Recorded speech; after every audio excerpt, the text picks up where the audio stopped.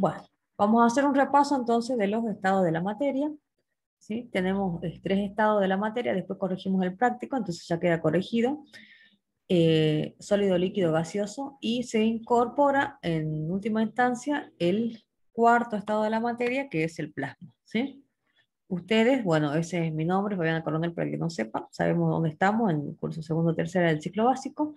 Tenemos tres estados de la materia. Si ustedes miran, tenemos el estado sólido, el estado líquido y el estado gaseoso. Aquí habla de entropía un poco, se dice que está menos desordenado en el estado sólido, las moléculas están en estructuras cristalinas por lo general, ¿sí? Formando cristales en el estado sólido.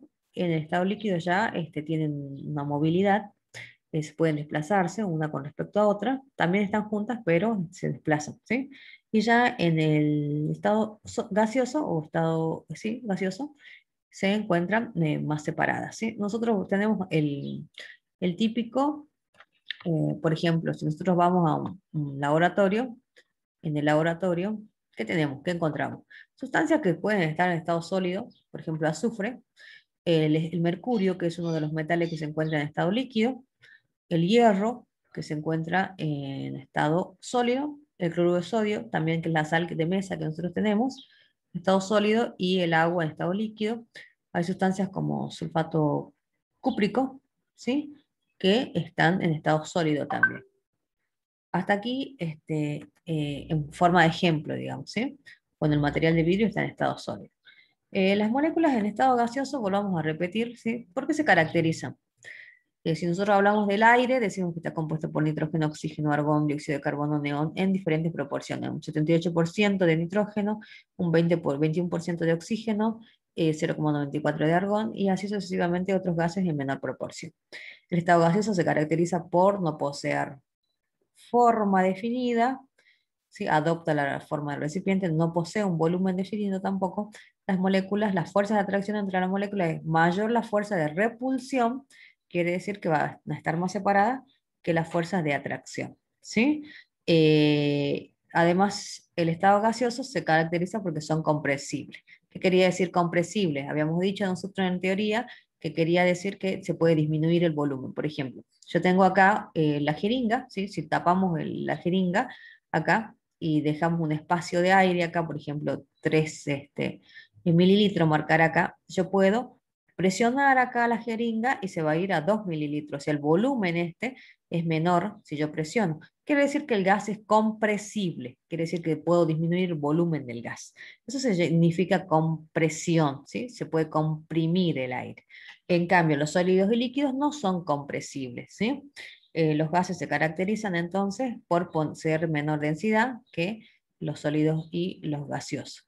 Acá habíamos dicho que no tienen forma propia, no tienen volumen propio, y vamos al estado líquido. En el estado líquido tenemos las moléculas, que habíamos dicho que las fuerzas de atracción y repulsión son similares, tienen la posibilidad de desplazarse de un lugar a otro, adoptan la forma del recipiente, o sea que no poseen forma propia, pero sí poseen un volumen propio. Que fíjense que tienen su volumen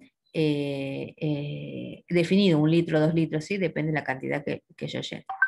El agua es una de las pocas sustancias que se encuentra en los tres estados de agregación sólido, líquido, gaseoso. Lo observamos, por ejemplo, en la nieve, en estado sólido, ¿sí? En los ríos, en el estado líquido, y cuando llueve, también en estado líquido, y cuando se evapora, en estado gaseoso, ¿sí? Cuando dejamos secar la ropa, nosotros decimos que se está evaporando.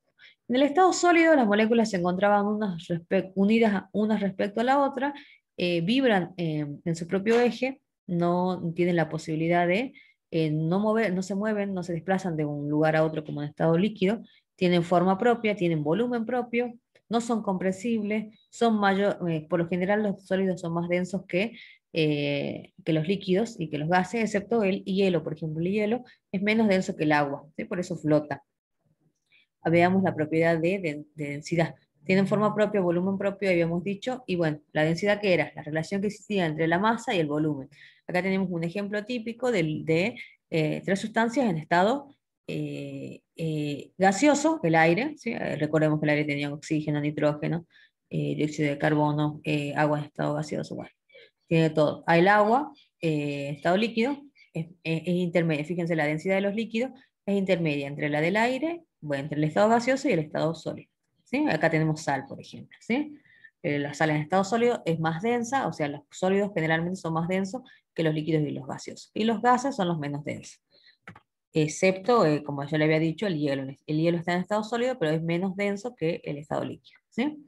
Vemos que la densidad del agua es 1 gramo sobre mililitro, las unidades son gramos mililitros o kilogramos litro. ¿Sí? Y después tenemos, en última instancia, el estado plasmático, que podríamos dejarlo al estado plasmático como un cuarto estado de agregación de la materia, ¿sí? En donde el estado plasmático se caracteriza por tener la presencia de iones, ¿sí? En solución. Nosotros podemos definir, digamos, eh, cómo se caracteriza el estado plasmático o cómo nosotros lo podemos caracterizar nosotros. Nosotros decimos, ¿dónde se puede encontrar el estado plasmático? Lo encontramos, por ejemplo, eh, en los rayos. ¿Por qué decimos en los rayos? Porque el estado plasmático viene de plasma, ¿sí? De formación. Eh, en este caso decimos que tiene iones presentes. Fíjense acá, tienen cargas acá, las tres características, ¿sí? También podemos decir que en el estado plasmático puede tener átomos, ¿sí? Que pueden ser también iones, electrones, pueden tener carga positiva, negativa, tienen electricidad, por eso siempre se lo asocia a los rayos, ¿no? Nosotros hablamos de televisores de plasma, quiere decir que tienen partículas, ¿sí? Que están en estado plasmático. Eh, por ejemplo, nosotros decimos un ejemplo de estado plasmático, el Sol, ¿sí? Ahí la temperatura es muy alta, ¿sí? Entonces las partículas se encuentran en estado iónico también. Las lámparas de plasma también son artefactos que conocemos con diferentes gases, ¿sí? Son una mezcla de gases. Bueno, las luces de neón, que tienen el gases noble de neón, los relámpagos, que tienen a temperaturas arriba de 29.000 grados centígrados, ¿sí? Surgen en la atmósfera. Y bueno, eso sería como nosotros podemos observar acá, como ejemplo, digamos. O sea, en el estado sólido se encuentra la molécula, por ejemplo, de agua, ¿no? En este caso está hablando de la molécula de agua. En estado líquido las moléculas de agua, en estado gaseoso las moléculas de agua, pero fíjense que siempre están como moléculas. Ahora, si esa molécula se rompe, genera iones, con cargas positivas, con cargas negativas, ¿sí? Entonces, a eso ya se le llama plasma, nosotros le llamamos plasma. Y acá observamos cómo aumenta la energía. El tema de hoy en realidad era, ¿sí? Ya vamos a preguntar por el trabajo práctico, el tema de hoy era los cambios de estado. ¿A qué se hace referencia un cambio de estado? Nosotros siempre vemos cambio de estado. Por ejemplo, cuando vemos la manteca que se derrite, pasa un cambio de estado que se llama, este cambio de estado se llama, eh, eh, esperen un segundo, se llama solidificación si pasa del estado líquido al estado sólido, ¿sí?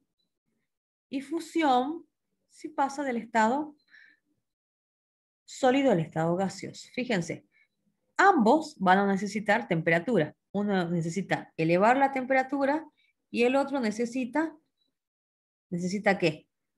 Disminuir la temperatura. O sea que estamos hablando acá de temperaturas. El hierro no se funde a la misma temperatura que se funde la manteca, porque la manteca se funde, yo la coloco al fuego y se funde a una temperatura ya de 100 grados centígrados, ya está fundida. En cambio, el hierro necesita temperaturas mayores a 1000 grados centígrados para llegar a fundirse. Entonces, también depende de la sustancia que yo tenga, ¿sí? El chocolate, ¿cómo prepara el huevo de Pascua ahora que ya entramos en Pascua?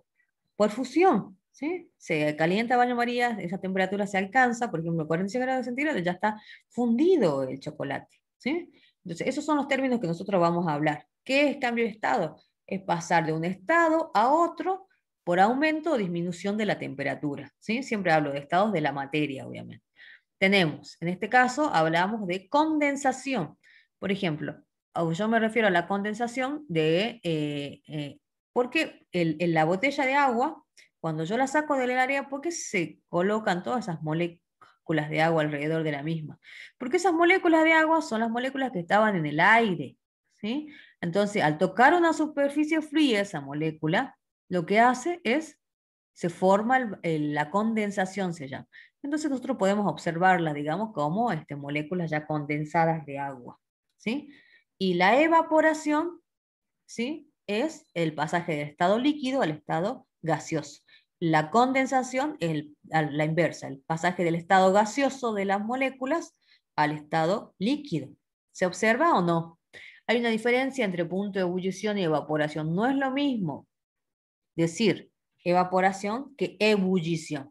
La ebullición se da en todo el seno del líquido. En cambio, la vaporización se da solamente en la superficie. Si a mí me da el sol, acá yo tengo un balde de agua fuera de la casa, le da el sol, obviamente las moléculas que están sobre la superficie son las que se van a evaporar. Pero en cambio, la ebullición no. La ebullición permite que por las corrientes de convección que se producen en el movimiento cuando se le da calor, hace que las moléculas de abajo suban para arriba, entonces esas tienen también la posibilidad de evaporarse. Entonces, hace referencia a que todo el seno del líquido puede llegar a pasar al estado gaseoso. En cambio, esta solamente hace referencia a la vaporización, a que las moléculas que se encuentran sobre la superficie van a pasar al estado gaseoso. Y después, por último, tenemos la sublimación o sublimación inversa, ¿sí? En el caso de la naftalina, no sé si conocen la naftalina, son bolitas de naftalina en este caso, pasa del estado sólido al estado gaseoso sin pasar por el estado líquido. Directamente pasa sólido a gaseoso, ¿sí? Y lo mismo la sublimación del yodo, ¿sí? El yodo tiene la propiedad, lo podremos hacer eso en el laboratorio, de sublimar, que quiere decir que con temperatura, ¿sí? Agua con el mechero, se encuentra en estado sólido, ¡pum!, pasa al estado directamente gaseoso. Y si yo coloco un vidrio acá, al tocar con la superficie de vidrio se vuelve al estado sólido. Entonces, por diferencia de temperatura, eso es un intercambio. Y eso sería prácticamente lo que teníamos que ver el día de hoy, ¿sí? Los cambios de estado, vamos a ver entonces, y tenemos acá el cuadrito que sí necesito que lo estudiemos, ¿sí? Si yo les pido a ustedes, por ejemplo, a ver, señorita, defíname qué es la vaporización. La vaporización es el cambio de estado del estado líquido al estado gaseoso de una sustancia, ¿sí? Por aumento de la temperatura. ¿Qué es la condensación? La condensación es un cambio de estado que se refiere a cuando la sustancia se encuentra en estado gaseoso, pasa al estado líquido, ¿sí? Y así puedo definir cada una de los cambios de estado. Sublimación, un cambio de estado que se hace referencia que la sustancia pasa del estado sólido al estado gaseoso sin pasar por el estado líquido. ¿Se observa? Eso sería más o menos lo que teníamos